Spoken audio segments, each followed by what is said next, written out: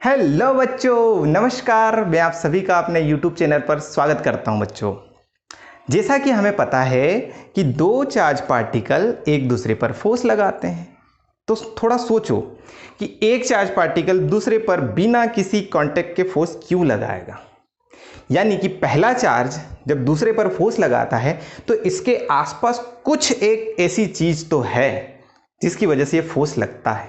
भाई, फोर्स किसी बॉडी पर या तो कांटेक्ट से लगता है, जैसे कि एक इंजन एक गाड़ी को धक्का मारता है, आगे लेके जाता है।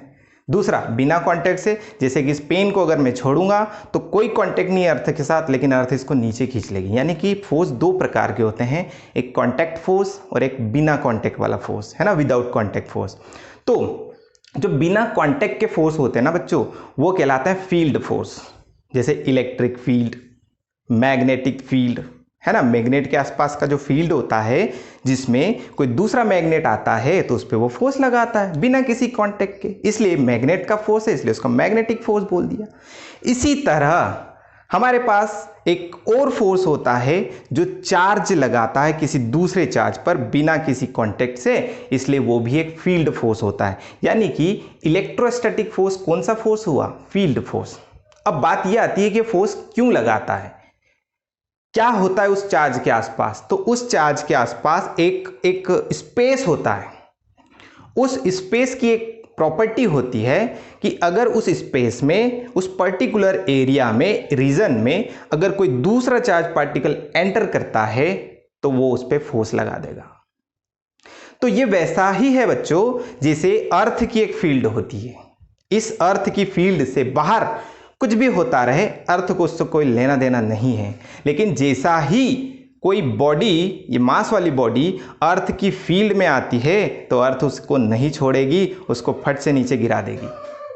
अल्टीमेटली अर्थ भी एक फील्ड फोर्स लगाती है। सिमिलरली चार्ज के आसपास भी एक ऐसी फील्ड होती है जिसमें अगर कोई चार्ज पार्टिकल एंटर करता है तो उसके ऊपर भी एक फोर्स लगता है, and that force is known as electrostatic force, जिसको हमने कूलम्स लॉ में बहुत अच्छे से स्टडी किया है। तो यहां पर जो इलेक्ट्रिक फील्ड की जो डेफिनेशन है उसके बारे में हम आज स्टडी करते हैं। तो इलेक्ट्रिक फील्ड बेसिकली क्या है? इलेक्ट्रिक फील्ड किसी चार्ज के आसपास का वो स्पेस होता है जिसमें कोई चार्ज एंटर करता है तो उसके ऊपर फोर्स एक्सपीरियंस होता है। ये फोर्स अट्रैक्शन फोर्स भी हो सकता है, रिपल्सिव फोर्स भी हो सकता है। इसकी डेफिनेशन देख लीजिए कि एक चार्ज है यहां पर प्लस क्यू, इसके आसपास कोई तो फील्ड ऐसी होगी, है ना। अगर कोई फील्ड ऐसी है और इस फील्ड में देखिए भाई साहब, ये क्या है? फील्ड है। किसकी फील्ड है? इलेक्ट्रिक चार्ज की, इसलिए इसका नाम रहेगा इलेक्ट्रिक फील्ड। देख लीजिए, तो इलेक्ट्रिक फील्ड। अब देखो, कोई चार्ज पार्टिकल यहां है, दूसरा मैंने टेस्ट करने के लिए उस चार्ज को यहां पे प्लेस किया है, इसलिए इसका नाम रख देंगे हम टेस्ट चार्ज, है ना। उसको एक स्पेशल सिंबल देंगे और ऐसा हमने कंसीडर कर लिया कि एक टेस्ट चार्ज को मैंने यहां पर रखा तो इस चार्ज का इफेक्ट यहां पर कुछ होता नहीं है। क्यों नहीं होता? क्योंकि वो उसकी फील्ड से बाहर है। यानी कि फील्ड को आप एक इफेक्ट के तौर पर भी समझ सकते हो कि जहां तक इस चार्ज का इफेक्ट होता है वहीं तक फील्ड होती है। इफेक्ट नहीं, इसका मतलब फील्ड भी नहीं। तो बेसिकली ये जैसे ही अगर यहां आ जाता है इस लोकेशन पर, यानी कि वो फील्ड में आ चुका है, और अगर ये फील्ड में आएगा तो इसके ऊपर फोर्स लगेगा। तो इस लोकेशन को आपने कैसे बताया कि इस लोकेशन की पहचान क्या है? इस लोकेशन की पहचान है कि जहां फोर्स लग जाए वहां इलेक्ट्रिक फील्ड होता है। यानी कि इलेक्ट्रिक फील्ड की पहचान किससे होती है? फोर्स से। यानी कि फोर्स नहीं तो इलेक्ट्रिक फील्ड भी नहीं। सिंपल सी बात है, फोर्स तो इलेक्ट्रिक फील्ड, या यूं कहूं कि इलेक्ट्रिक फील्ड तो फोर्स किसी चार्ज के ऊपर। तो इसका जो हम एक डेफिनेशन लिखते हैं यहां पर, थोड़ा सा देखने क्या लिखता हूं मैं, है ना। The electric field is a space, है ना। इलेक्ट्रिक फील्ड क्या होता है कि स्पेस होता है या फील्ड होता है around the charge in which the electrostatic force. अब भाई साहब, इलेक्ट्रोस्टैटिक फोर्स दो तरह से हो सकते हैं, एक तो अट्रैक्शन, है ना, और रिपल्शन, कैन बी एक्सपीरियंस्ड किस पर एक्सपीरियंस होता है? Other charge particle can be experience on the other charge particle. देख लीजिए, ये होती है इसकी डेफिनेशन और ये होता है इसका फिजिकल मीनिंग, यानी कि इलेक्ट्रिक फील्ड किसी चार्ज के आसपास का वो स्पेस होता है जिसमें कोई दूसरा चार्ज पार्टिकल अगर एंटर कर जाए तो उसके ऊपर फोर्स लगता है। बार बार मैं एक ही चीज बोल रहा हूं, फोर्स यानी इलेक्ट्रिक फील्ड, यानी कि फोर्स की पहचान इलेक्ट्रिक फील्ड से है, इलेक्ट्रिक फील्ड की पहचान फोर्स से होती है। ये होता है इसका कुछ रिप्रेजेंटेशन। नाउ एक और चीज आपको देखना है, जैसे कि हमने यहां पर फोर्स को काउंट किया 10 न्यूटन, थोड़ा सा मैंने और दूसरी लोकेशन चेंज की तो शायद मुझे फोर्स 30 न्यूटन लगा, यानी कि मैं यहां पर फोर्स को 10 न्यूटन फील कर रहा हूं, यहां पर फोर्स 30 न्यूटन हो गया। यानी कि क्या लोकेशन के अकॉर्डिंग फोर्स का इफेक्ट चेंज होता है? ऑफ कोर्स चेंज होता है, यानी कि फोर्स चेंज यानी electric field change.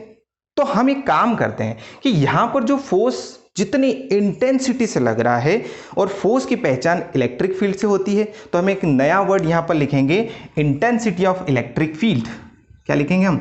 Intensity of electric field. Basically क्या होता है भाई साहब? इंटेंसिटी ऑफ इलेक्ट्रिक फील्ड मतलब एक वो लोकेशन जहां पर किसी चार्ज को प्लेस करने से फोर्स का मैग्नीट्यूड पता चलता है, हमें उसका इफेक्ट पता चलता है। तो intensity of electric field is represented by, intensity of electric field is represented by E. देख लीजिए, किससे रिप्रेजेंट किया जाएगा? ई से रिप्रेजेंट किया जाएगा। ध्यान दीजिएगा आप। अब एक और चीज कि जैसे मैंने अभी आपको बताया कि इलेक्ट्रिक फील्ड यानी कि फोर्स की पहचान, तो फोर्स तो बेसिकली अगर देखा जाए तो वो वेक्टर क्वांटिटी होती है। तो अगर फोर्स की पहचान इलेक्ट्रिक फील्ड से, यानी कि इलेक्ट्रिक फील्ड भी कैसी क्वांटिटी हो गई? वेक्टर क्वांटिटी हो गई। And it is a vector quantity. ये क्या होती है? वेक्टर क्वांटिटी होती है, इसलिए हम इसको एरो से शो करेंगे। अब जब भी आपको इलेक्ट्रिक फील्ड की बात हो, इंटेंसिटी ऑफ इलेक्ट्रिक फील्ड की बात हो, तो समझ लेना कि वो वेक्टर क्वांटिटी होती है और उस पर एरो लगाना जरूरी होता है। अब हम बात करेंगे इसका इक्वेशन क्या होगा, सिंपल सा इक्वेशन क्या होगा वो देखिएगा, ठीक है? इसका इक्वेशन मैं आपको बताता हूं।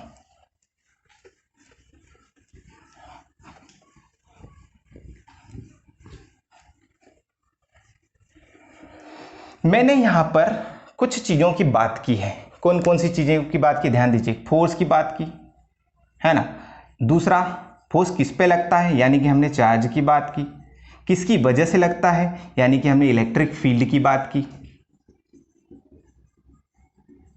है ना। तो इनमें एक रिलेशन होगा इन तीनों चीजों में, फोर्स यानी कि एफ में, क्यू में, और इलेक्ट्रिक फील्ड अभी आपको जस्ट मैंने बताया ई में। इनमें क्या रिलेशन है इसको आप एक एग्जांपल से, जैसे कि हमारे पास एक चार्ज है और इस चार्ज की एक फील्ड है। ध्यान देना मेरी बात पे, ये चार्ज है और इसकी एक फील्ड है। इसकी फील्ड से 2 मीटर के डिस्टेंस पर यहां मैंने एक 1 कूलम का चार्ज रखा। ध्यान देना, 1 कूलम का चार्ज रखा, तो 2 मीटर के डिस्टेंस पर 1 कूलम का चार्ज प्लेस करने से इस चार्ज पर फोर्स फील हो रहा है 10 न्यूटन। 1 कूलम का चार्ज, फोर्स कितना? 10 न्यूटन। तो मैंने इसको नोट कर लिया। अब मैंने उस 1 कूलम को रखा और दूसरा मैंने एक चार्ज 2 कूलम का उठाया। जैसे ही मैं उठाता हूं उतनी ही डिस्टेंस 2 मीटर की डिस्टेंस पर मैंने उस दूसरे वाले चार्ज को, यानी कि 2 कूलम वाले चार्ज को प्लेस किया। अब मैं देखता हूं कि उस चार्ज पर फोर्स डबल हो गया है, यानी कि पहले वाले 1 कूलम पे चार्ज 10 न्यूटन, दूसरे वाले 2 कूलम पे चार्ज 20 न्यूटन। ये तो मैंने एक अच्छा एक्सपीरियंस किया यहाँ पर कि भाई एक यहाँ का जो चार्ज रखा है वो फिक्स है, डिस्टेंस भी फिक्स है, लेकिन मैंने एक चार्ज को पहले 1 कूलम रखा और फिर दूसरा वाला चार्ज 2 कूलम रखा, तो फोर्स बदल गया। यानी कि ये जो फोर्स होता है ना, ये फोर्स चार्ज के मैग्नीट्यूड पर डिपेंड करता है। चार्ज में जैसे ही बदल रहा हूं फोर्स चेंज हो रहा है। तो एक चीज तो हमको पता चल गई। ध्यान दीजिएगा, इनमें मैं रिलेशन बता रहा हूं, है ना। एज यहां पर एक चार्ज रखा था प्लस क्यू, ये डिस्टेंस मैंने आपको बताई 2 मीटर, यहां पर इस पॉइंट का नाम है पी, यहां पर पहले 1 कूलम चार्ज रखा, तो मुझे जो फोर्स मिला था वो फोर्स था 10 न्यूटन का। फिर मैंने वही डिस्टेंस ली, प्लस क्यू ही चार्ज है, उतनी ही डिस्टेंस यानी कि 2 मीटर की डिस्टेंस पर ही मैंने अब 2 कूलम चार्ज रखा, तो जो मुझे फोर्स अब फील हुआ वो 20 न्यूटन हुआ। तो भाई साहब 1 कूलम के कारण 10 न्यूटन, लेकिन 2 कूलम के कारण 20 न्यूटन, ये कैसे हो गया? यानी कि जैसे ही मैं चार्ज को चेंज करूंगा, इधर कुछ मत चेंज करिए आप, लेकिन जैसे ही मैं चार्ज को चेंज करता हूं तो ये बदल जाते हैं, यानी कि फोर्स बदल जाते हैं। तो हमने एक रिलेशन बनाया, एज जो फोर्स है वो फोर्स डायरेक्टली प्रोपोर्शनेट है चार्ज के मैग्नीट्यूड का। देख लो पहली इक्वेशन, यानी कि इसको हम अगर इक्वेशन के फॉर्म में लिखे तो force is directly proportional to q, equation number 1 ये हुआ। अब ध्यान देना, अब हमने क्या करा, अब दूसरा एग्जाम्पल देखना, इसको मैं मिटा देता हूं, है ना, ये फोर्स की बात हो गई, दूसरा एग्जाम्पल देखना है ना, ठीक है। अब यहां पर एक चार्ज रखा था, वही वाला प्लस क्यू जो रखा था, यहां पर हमने एक लोकेशन डिसाइड की, कितनी डिस्टेंस पर, ध्यान देना, ये लोकेशन डिसाइड की, इसका नाम रखा हमने P1। इस P1 पर जो कि डिस्टेंस कितनी थी, जो भी थी आप ले लो, 2 मीटर ले लो, है ना। इस P1 पर 1 कूलम चार्ज मैंने रखा, तो मुझे फोर्स जो मिला था, यानी कि जो F मिला था वो 10 न्यूटन था पिछले वाले केस के अकॉर्डिंग। अब मैंने इसी 1 कूलम को यहां ना रखते हुए यहां रख दिया, मतलब कितनी डिस्टेंस पर रखा बेटा, मैंने इसको 1 मीटर की डिस्टेंस, देखो चार्ज चेंज नहीं करा, लेकिन मैं यहां पर ले आया हूं, यहां इस लोकेशन का नाम है P2, जैसे मैं P2 पे रखता हूं, अब फोर्स जो है वो 20 न्यूटन हो गया। देखो अब तो मैंने चार्ज चेंज नहीं करा, जब चार्ज ही चेंज नहीं किया तो फिर फोर्स कैसे बदल लिया? इसका मतलब कि लोकेशन पर भी डिपेंड करता है चार्ज, और यहां आने से फोर्स बढ़ गया, और फोर्स बेसिकली क्या होता है, इलेक्ट्रिक फील्ड, यानी कि फोर्स का मेजरमेंट कौन है, इलेक्ट्रिक फील्ड, या इलेक्ट्रिक फील्ड का मेजरमेंट कौन है, फोर्स। तो बेसिकली यहां क्या चेंज हुआ बच्चों, यहां पर चेंज हो गया इलेक्ट्रिक फील्ड, यानी कि ई चेंज हो गया। तो लोकेशन के साथ ई चेंज होता है, यानी कि चार्ज फिक्स रखो, लोकेशन बदल लो, फोर्स बदल जाएगा। यहां पर एक इक्वेशन क्या बनी कि वही जो फोर्स है वो डायरेक्टली प्रोपोर्शनल होता है इलेक्ट्रिक फील्ड का, किसका, इलेक्ट्रिक फील्ड का, यानी कि F is proportionate to E, equation number 2। नहीं आया? इसको आप एक एग्जांपल से समझ सकते हो, जैसे मान लीजिए एक मोबाइल टावर है, उस मोबाइल टावर के पास एक मशीन होती है जहां पर चार्जेस होते हैं, उन चार्जेस के कारण है ना एक एरिया डेवलप होता है जिसमें एक फील्ड होती है उस चार्ज की, यानी कि उस टावर का एक एरिया होता है, कवरेज होता है, उसमें उस कवरेज में ही अगर मोबाइल होगा तो चलेगा, उस कवरेज से बाहर जाएगा तो नहीं चलेगा, यानी कि उसके बाहर जाने से इफेक्ट खत्म हो जाता है उस टावर का। तो ऐसा सोचो कि हमारे घर में 2 कमरे हैं, ये वाला कमरा, इस वाले कमरे में हम उस मोबाइल को लेकर आते हैं, तो हम सिग्नल 3 देखते हैं, उसमें 3 सिग्नल हमारे फोन में हमको पता चलते हैं, ठीक है, ऐसा हमने कंसीडर कर लिया। लेकिन अगर मैं दूसरे रूम में जाता हूं, वही फोन यानी कि वही चार्ज लेकर दूसरे कमरे में चला गया, तो वहां पर स्ट्रेंथ यानी कि सिग्नल अब 5 हो जाते हैं। भाई मोबाइल तो सेम था, ये रहा 1 कूलम, लोकेशन चेंज की, ये रहा टावर से निकलने वाला इलेक्ट्रिक फील्ड, यानी कि इसके आसपास फील्ड है, तो इस फील्ड में भी अगर मैं लोकेशन चेंज करता हूं तो फोर्स बदल जाती है, और उस फोर्स को उस मोबाइल में हम सिग्नल से कैलकुलेट कर रहे हैं कि पहले रूम में 3 सिग्नल, दूसरे रूम में गए तो 5 सिग्नल। भाई टावर तो एक ही है, चार्ज तो एक ही आ रहा है, फील्ड तो एक ही बन रहा है, फिर इस रूम में डिफरेंस क्यों आ रहा है? वो आता है इलेक्ट्रिक फील्ड की वजह से। तो हम कहते हैं ना कि इस रूम में बहुत अच्छी स्ट्रेंथ है, यानी कि इस रूम में अच्छी इलेक्ट्रिक फील्ड है। अच्छी इलेक्ट्रिक फील्ड सेंस कौन करेगा? मोबाइल, आप नहीं कर सकते। तो ये केस होता है, यानी कि बाय इक्वेशन 1 और 2 दोनों को कंबाइन कर दीजिए बच्चों, तो F is proportionate to QE, यानी कि एक मेरे पास एक सिंपल सा इक्वेशन आ गया है। इस इक्वेशन को थोड़ा सा आगे हम बढ़ाते हैं, चलिए देखना, ठीक है। इसके बाद हम देखते हैं कि F जो है, जब प्रोपोर्शनलिटी का साइन हटता है तो एक लगता है कांस्टेंट, जो कि मीडियम की वैल्यू को शो करता है ना। ये इस तरह का equation number 3, where K is a proportionality constant. अब जब कोई नई वैल्यू इंट्रोड्यूस होती है बच्चों, उसमें एक कांस्टेंट निकल के आता है। जैसे फोर्स को इंट्रोड्यूस किया था 2 चार्ज के बीच में, तो एक कूलम कांस्टेंट आया था। इसी तरह 2 मास वाली बॉडी को इंट्रोड्यूस किया था न्यूटन साहब ने, तो एक ग्रेविटेशनल कांस्टेंट आया था। सिमिलरली इलेक्ट्रिक फील्ड को इंट्रोड्यूस करने में एक नया कांस्टेंट आ गया, ये वाला अब इसकी कुछ वैल्यू होती है, बट अभी हम थोड़ा सा कंसिडरेशन करते हैं। सपोज हमारे पास एक चार्ज है 1 कूलम का मेरे हाथ में, है ना, और मैं जहां लोकेशन पे खड़ा हूं वहां का जो इलेक्ट्रिक फील्ड है वो 1 यूनिट है, तो उस पर लगने वाला फोर्स 1 न्यूटन है। ये सब कंसिडरेशन है। देन बाय इक्वेशन 3, तो बच्चों F बिकम्स, F की वैल्यू रखो 1, very good, is equal to K into Q कितना है 1 इंटू E कितना है 1, यानी कि K इस केस में कितना आ जाएगा बच्चों 1 आ गया। यानी कि मैंने यहां पर K को डिफाइंड कर दिया है कंडीशन लगा के, ये वाली कंडीशंस होगी तो K 1 हो जाएगा। और इस केस में अगर K 1 होता है तो हम क्या करेंगे, इस K की वैल्यू को पुट कर देंगे इक्वेशन नंबर 3 में, और जैसे ही मैं वहां इक्वेशन 3 में पुट करता हूं तो F जो है हो जाता है Q into E, and this is the formula for force in terms of electric field. अभी तक हमने इलेक्ट्रिक फील्ड के टर्म में फोर्स नहीं निकाला था, वो कूलम का डायरेक्ट इक्वेशन आ रहा था। यहां पर इलेक्ट्रिक फील्ड आ गया, देखो ये रहा इलेक्ट्रिक फील्ड, है ना, ये है चार्ज जिसपे ये वाला फोर्स एक्सपीरियंस हो रहा है। तो इलेक्ट्रिक फील्ड बेसिकली क्या हुआ, फोर्स पर यूनिट चार्ज, यही तो होता है। ठीक है, ये है इंटेंसिटी ऑफ इलेक्ट्रिक फील्ड, जो कि वेक्टर क्वांटिटी होती है क्योंकि फोर्स वेक्टर होता है। देख लीजिए भाई साहब, ये कुछ बना यहां पर हमारे पास। अच्छा, यहां पर एक चीज और देखना, इसको नोट डाउन करते चलिए फटाफट, है ना, कोई डाउट है तो कमेंट जरूर करिएगा बच्चों, आपको आंसर मिल जाएगा फटाफट से। तो यहां पर आप देखना बच्चों क्या आया है, E is equal to force per unit charge. ये लीजिए भाई साहब, ये हमारा एक बेसिक इक्वेशन तैयार हुआ। इसका मैं नाम रख देता हूं, कितना रखता हूं 4, चलो कोई दिक्कत नहीं, ये हो जाएगा इक्वेशन नंबर 4। अब हम इसका यूनिट और डायमेंशन निकाल लेते हैं पहले, फिर इसके बारे में और चर्चा करें। एक चीज और मैं आपको बता दूं, इफ ध्यान दीजिएगा Q is equal to 1 coulomb, देखो अगर Q कितना आ जाए 1 कूलम, देन E कितना हो जाता है फोर्स, यानी कि इलेक्ट्रिक फील्ड मैंने आपको पहले ही बताया था किसके बराबर है, फोर्स की। तो इलेक्ट्रिक फील्ड किसका मेजरमेंट हुआ, फोर्स का, या फोर्स किसका मेजरमेंट हुआ, इलेक्ट्रिक फील्ड का।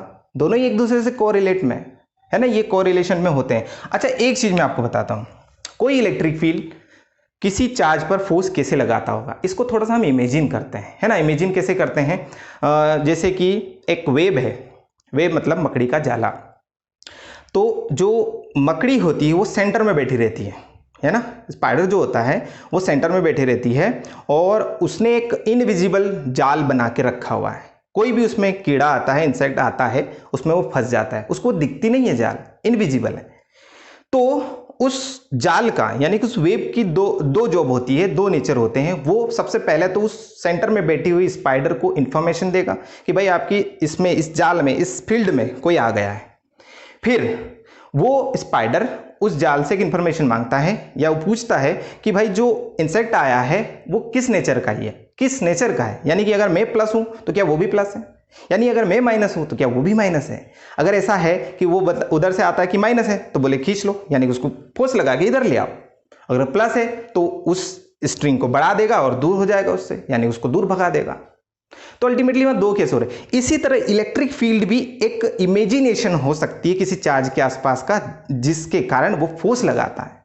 तो इलेक्ट्रिक फील्ड बेसिकली फोर्स से ही तो है, यही तो मैं समझाना चाह रहा हूं आपको। वो दिखती नहीं है लेकिन काम कर दी, जैसे स्पाइडर की जो वहां पर वेब बनी हुई थी वो इंसेक्ट को नहीं दिखी लेकिन काम किया उसने, उसको पकड़ लिया वहां पर, है ना। तो अब हम बात करते हैं इसके यूनिट का, राइट। चलिए, unit and dimension of electric field या intensity of electric field. Now unit and dimension of E, अब मैं शॉर्टकट में इतना ही लिखूंगा बच्चों, बार बार उसको पूरा लिखने की जरूरत नहीं है। तो हमारे पास जो बेसिक इक्वेशन है वो है E is equal to force per unit charge. तो यहां से आप फॉर्मूला बना लीजिए भाई, फोर्स के लिए रहता है न्यूटन साहब, फेमस है ना। डिवाइड में चार्ज के लिए क्या रहेगा भाई साहब, कूलम, ये लो। तो सिंपल इसका यूनिट हो गया, दैट इज न्यूटन पर कूलम। ये आपको ध्यान रखना, इसका ये यूनिट होता है, राइट। इसके बाद हम बात करें डायमेंशन की, तो डायमेंशन देख लीजिएगा, dimension as E is equal to force का डायमेंशन आपको सबको पता है MLT-2। नीचे थोड़ा सा गड़बड़ हो सकती है ना, कूलम है, तो कूलम साहब के लिए देखो डायमेंशन कहाँ से आता है, इक्वेशन नंबर जो आपने 10th क्लास में पढ़ा था, करंट का इक्वेशन क्या था, the flowing of charge is called current, यही था ना बच्चों। तो यहाँ से चार्ज को निकाल लीजिए, तो Q इज इक्वल टू हो जाएगा I मल्टीप्लाई टाइम। तो I के लिए एम्पियर होता था और टाइम के लिए T होता था, तो बेसिकली जो Q का डायमेंशन होता है AT होता है, यानी कि आप यहाँ पे क्या प्लेस करेंगे, AT। डायमेंशन निकालने के लिए आपको दो चीजें पता होना चाहिए, या तो उसका फॉर्मूला या तो उसकी यूनिट। अगर दो में से एक भी पता है तो आप डायमेंशन आसानी से निकाल सकते हो, है ना, नहीं तो दिक्कत हो जाएगी बच्चों। तो ये देख लीजिए M है, इसके पास M है नहीं है, ये जब दोनों ऊपर गए तो L तो ऑलरेडी था, T वहाँ पर -2 था, ये गया ऊपर तो T की पावर -1 हो गया, और A गया तो ये भी -1 हो गया। तो M L सिंगल है, T की पावर -2 -1 तो T की power -3 and A to the power -1 and this is the dimension of electric field। देख लीजिए बच्चों, इस तरह से हम इसको सॉल्व करेंगे। अब जो हमारा अगला टॉपिक आएगा वो हम इलेक्ट्रिक फील्ड निकालेंगे किसी चार्ज पार्टिकल के कारण या किसी पॉइंट चार्ज के कारण। चलिए हम आगे बढ़ते हैं। इस केस में हमें इंटेंसिटी निकालना है इलेक्ट्रिक फील्ड की पॉइंट चार्ज के कारण, यानी कि एक सोर्स चार्ज के कारण। पॉइंट चार्ज, सोर्स चार्ज एक इमेजिनेशन होता है किसी चार्ज का, हम उसको स्फेरिकल कंसीडर करते हैं, उससे या उसके आसपास कुछ पर्टिकुलर डिस्टेंस पर हमें इलेक्ट्रिक फील्ड निकालना होगा, उसका इक्वेशन निकालना होगा। तो चलिए देखते हैं कैसे निकालेंगे। Suppose we have a charge like point charge, suppose we have a point charge, है ना, +Q, ये हमने एक चार्ज ले लिया है ना, and at distance R from this charge you have to calculate electric field. यानी कि अब आपको यहां पर डिस्क्रिप्शन दे दिया है और इससे आपको समझ में भी आ जाएगा कि R डिस्टेंस पर किससे, इस चार्ज से आपको इलेक्ट्रिक फील्ड निकालना है। तो थोड़ा सा देखना उसका डायग्राम, ये रहा भाई साहब आपके पास पॉइंट चार्ज, है ना, इसका नाम आपको क्या दे रखा है, +Q। इससे कुछ डिस्टेंस पर, R डिस्टेंस पर, यहां पर एक पॉइंट ले लीजिए P, यहां पर आपको इलेक्ट्रिक फील्ड निकालना है। इलेक्ट्रिक फील्ड क्या है, फोर्स का मेजरमेंट। कैसे निकालेंगे, यहां पर एक चार्ज रख के देख लो, एक टेस्ट चार्ज पुट करके देख लो। जैसे आप यहां पर टेस्ट चार्ज पुट करते हो तभी तो भाई फोर्स एक्सपीरियंस होगा ना इसके कारण, और वही फोर्स क्या कहलाता है, इलेक्ट्रिक फील्ड। यानी कि यहां पर हम एक टेस्ट चार्ज पुट करेंगे जो कि प्लस कंसिडर करेंगे, इसको किया ही जाता है, इसका नाम मैंने क्या रखा, टेस्ट चार्ज। तो पहले तो इन दोनों के बीच में फोर्स आ जाएगा कूलम के अकॉर्डिंग। तो हम यहां पर क्या करते हैं, now the force, the electrostatic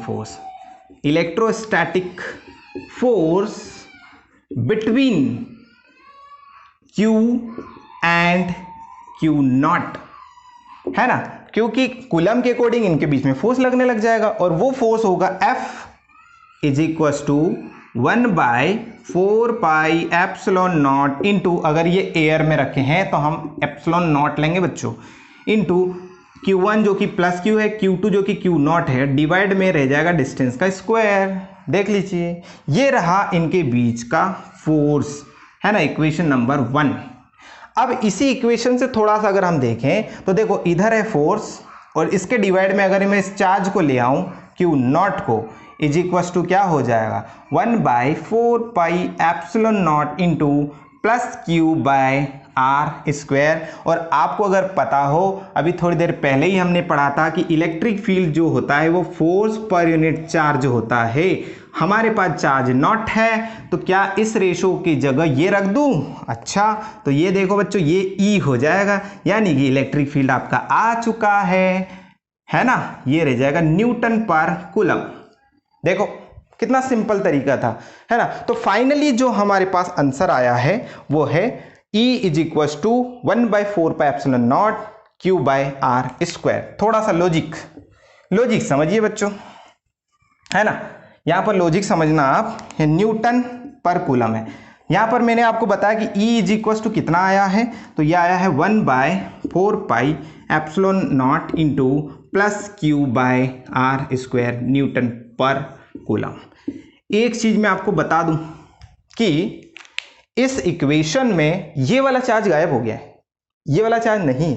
इसका मतलब जो आप चार्ज लाते हो उसका उस लोकेशन पर कोई लेना देना नहीं है, यानी इलेक्ट्रिक फील्ड के इक्वेशन में उस चार्ज का कोई लेना देना नहीं है। तो किसका लेना देना है, यानी कि इलेक्ट्रिक फील्ड किसके कारण क्रिएट हो रहा है? क्या इस चार्ज के कारण हुई? नहीं, इसके कारण हो रही है। और ये इलेक्ट्रिक फील्ड इसी का है, इसलिए इस इक्वेशन में ये रहेगा, ना कि ये बात आपको ध्यान रखना पड़ेगी, क्योंकि इलेक्ट्रिक फील्ड इसका है भाई साहब, तो इसका है तो ये खुद को तो लेना पड़ेगा ना आपको, जिसके कारण आप निकाल रहे हो। अब जिसके कारण आप निकाल ही नहीं रहे वो कैसे आ सकता है इक्वेशन में? देख लीजिए उसमें वो है ही नहीं, है ना। ये बात आपको ध्यान रखना है। अच्छा, R², यहां पर थोड़ा देखना, R² क्या बताता है कि जैसे जैसे दूर जाओगे वैसे वैसे इलेक्ट्रिक फील्ड भी डिक्रीज होता जाएगा। जैसे जैसे इस टावर से आप दूर जाते जाओगे, कवरेज एरिया से आप बाहर होते चले जाओगे। तो ये कंसेप्ट होता है इलेक्ट्रिक फील्ड का, है ना। चलिए, ये था electric field due to a point charge, जो कि मैंने आपको बता दिया।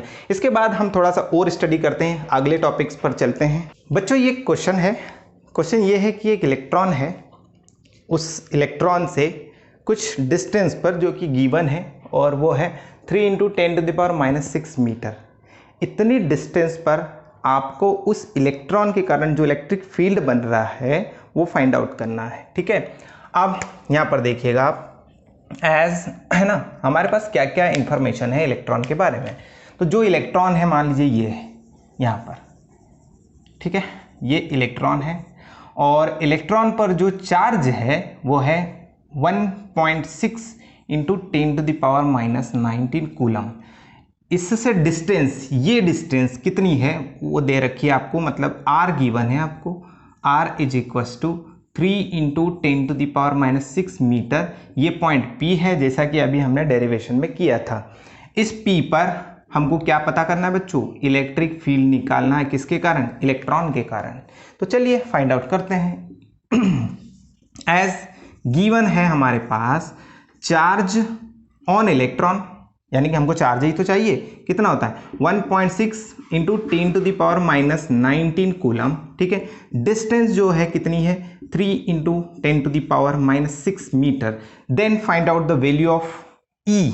E इज इक्वल टू होता है 1/4πε0 इंटू वो चार्ज जिसके कारण आप इलेक्ट्रिक फील्ड निकाल रहे, तो इलेक्ट्रॉन है वो, तो डिवाइड में डिस्टेंस, यानी कि कितनी है? ये रही। इस पूरे का स्क्वायर कर दीजिए बच्चों, तो 10⁻⁻6 का स्क्वायर। याद रखिएगा, इस चार्ज की वैल्यू भी रख ही दीजिए, 1.6 × 10⁻⁻19।